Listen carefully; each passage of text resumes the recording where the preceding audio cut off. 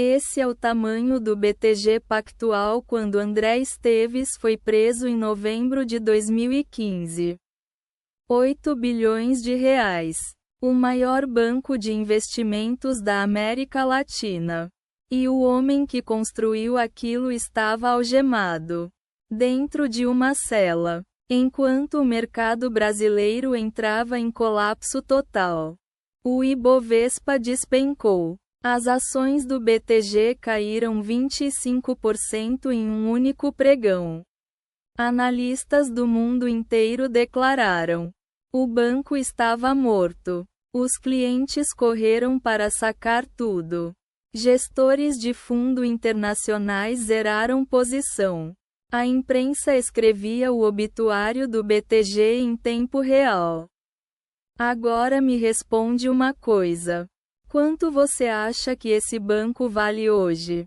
Mais de 300 bilhões de reais em valor de mercado. O BTG se tornou o banco mais valioso da América Latina. Não apesar da crise de 2015, mas por causa de como ela foi enfrentada.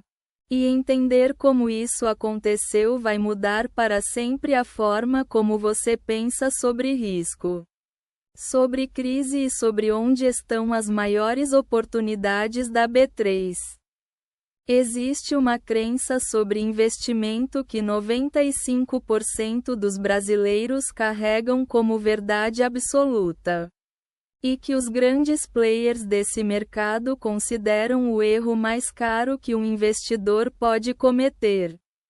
Não é sobre escolher a ação errada. Não é sobre alavancagem. Não é sobre timing. É sobre o que você faz quando tudo parece estar desmoronando. Porque a maior diferença entre André Esteves e o investidor comum não está na inteligência. Não está no acesso à informação privilegiada. Está em uma única habilidade que você pode desenvolver. E que eu vou te mostrar hoje como funciona na prática. Com números reais. Na B3 Real. Com reais de verdade. Fica comigo. André Esteves não nasceu rico. Não herdou banco. Não veio de família de banqueiros. Ele nasceu no Rio de Janeiro. Estudou engenharia elétrica na PUC-Rio. E entrou no mercado financeiro como estagiário do antigo Pactual nos anos 90. Um estagiário. Com salário de estagiário. Em 2006, ele liderou a venda do Banco Pactual para o UBI suíço por 3,1 bilhões de dólares. Uma das maiores transações do mercado financeiro brasileiro até aquele momento. 2 anos depois, ele comprou o banco de volta. Pagou menos do que vendeu. Porque a crise financeira global de 2008 tinha destruído o apetite dos europeus por ativos emergentes. Leu direito. Vendeu caro. Comprou barato. Em um banco inteiro. Depois disso, o BTG Pactual cresceu de forma que o mercado ainda tenta entender. Abriu capital na B3 em 2012 num IPO de 3,7 bilhões de reais. Expandiu para Chile, Colômbia, Peru, Argentina. Criou uma das maiores plataformas de gestão de ativos da América Latina. E então, em novembro de 2015, no auge da Operação Lava Jato, Esteves foi preso. Porque isso importa para você, investidor pessoa física? Porque a história do BTG não aconteceu em Nova York. Não foi narrada em dólar. Aconteceu aqui, na B3, com real, no meio de uma das piores crises políticas e econômicas do Brasil. Com Selic a 14,25% ao ano. Com o Ibovespa abaixo dos 45 mil pontos. Com o Brasil perdendo o grau de investimento pelas agências de risco.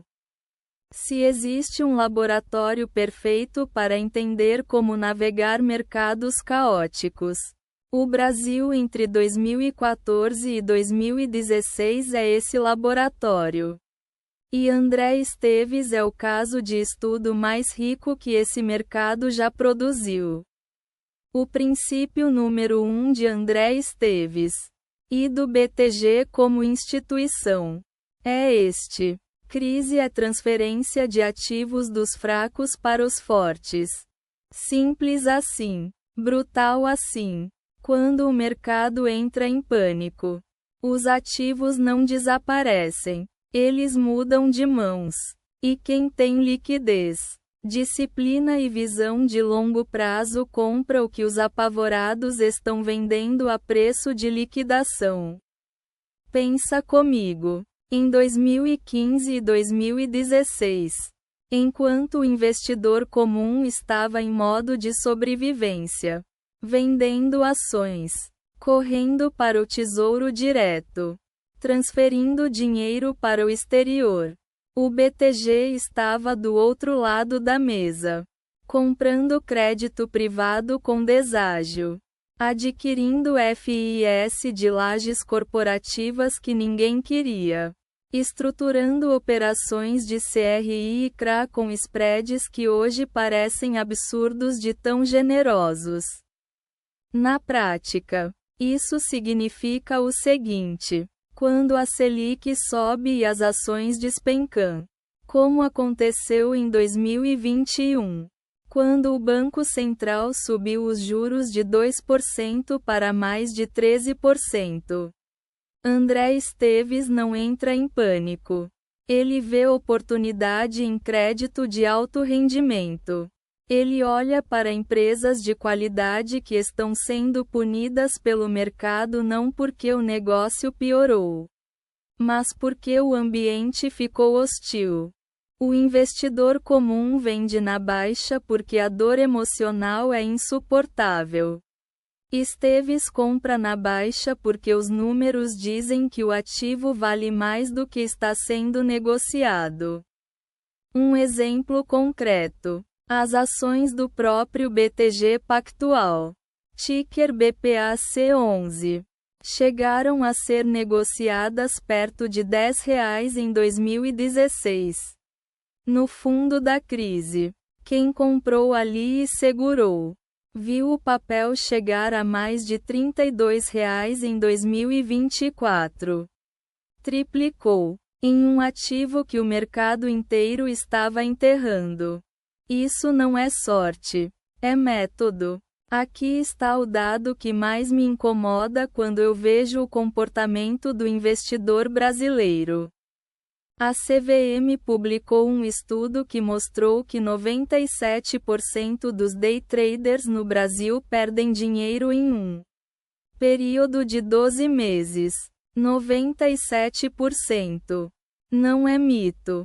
Não é exagero. É dado regulatório. E mesmo assim, a cultura do mercado brasileiro é obcecada com operações de curto prazo. Grupo de WhatsApp mandando dica de mico que vai explodir. Influencer falando de ação que pode multiplicar por 10. Plataforma gamificada que recompensa você por operar mais, não por operar melhor. Esse é o veneno silencioso da carteira do investidor brasileiro. A ilusão de que velocidade gera retorno. André Esteves opera no polo oposto. O BTG não ganhou 300 bilhões de reais de valor de mercado fazendo trade de curto prazo. Ganhou estruturando operações de crédito que levam 3, 5, 7 anos para maturar. Ganhou identificando setores deprimidos e acumulando posição antes que o mercado percebesse o valor. Ali, enquanto o day trader está olhando para gráfico de 5 minutos, Esteves está lendo o balanço das empresas e modelando o fluxo de caixa dos próximos 5 anos. A pergunta que você precisa se fazer não é: Qual ação vai subir semana que vem? Aspas. A pergunta certa é: qual ativo está precificando um cenário pessimista que eu acredito que não vai se concretizar? Aspas. Essa diferença de pergunta vale, literalmente, a diferença entre perder patrimônio e construir patrimônio. Você não precisa ser André Esteves para aplicar essa filosofia. Você não precisa ter acesso ao Deal Flow do BTG. Precisa de 3 princípios e disciplina para segui-los quando o mercado estiver sangrando.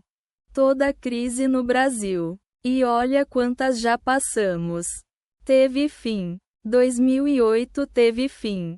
2015 teve fim. 2020 teve fim. Quando o próximo ciclo ruim chegar? A pergunta não é: como eu saio? Aspas. É: quanto eu consigo aportar enquanto os preços estão no chão? Aspas. Se um FI distribui 80 centavos por cota por mês e a cota está em R$ 80, você está recebendo 12% ao ano em rendimento. Mais do que o CDI em muitos cenários. O mercado pode achar que vale R$ 70 ou R$ 90. Mas o fluxo de caixa não mente. Esteves não diversifica por diversificar. Ele se concentra em ativos que ele entende profundamente e diversifica entre diferentes cenários macroeconômicos. Um portfólio que funciona se a Selic cair. E um portfólio que se protege se a dívida fiscal brasileira piorar. Se André Esteves analisasse sua carteira hoje, a primeira pergunta que ele faria seria esta: você está posicionado pensando no Brasil de 2025 ou com medo do Brasil de 2022? Aspas. Porque os ativos que você compra com base no medo passado são exatamente os ativos que entregam retorno medíocre no futuro. André Esteves provaria, com os números dos últimos 20 anos na B3, que o maior risco para o investidor brasileiro não é a instabilidade política, não é a Selic alta, não é o câmbio. É a incapacidade de comprar quando dói. Quem comprou o BPAC11 na crise de 2015? Vale 3 no fundo de 2016. NTN-B longa quando ninguém queria Tesouro IPCA em 2018. Ou qualquer FI de tijolo durante a pandemia de 2020. Triplicou, quadruplicou. Em alguns casos multiplicou por 5 o que o CDI teria entregado. A crise não destrói riqueza. Ela redistribui. E os números provam que André Esteves sempre ficou do lado certo dessa redistribuição. Não por sorte, mas por filosofia.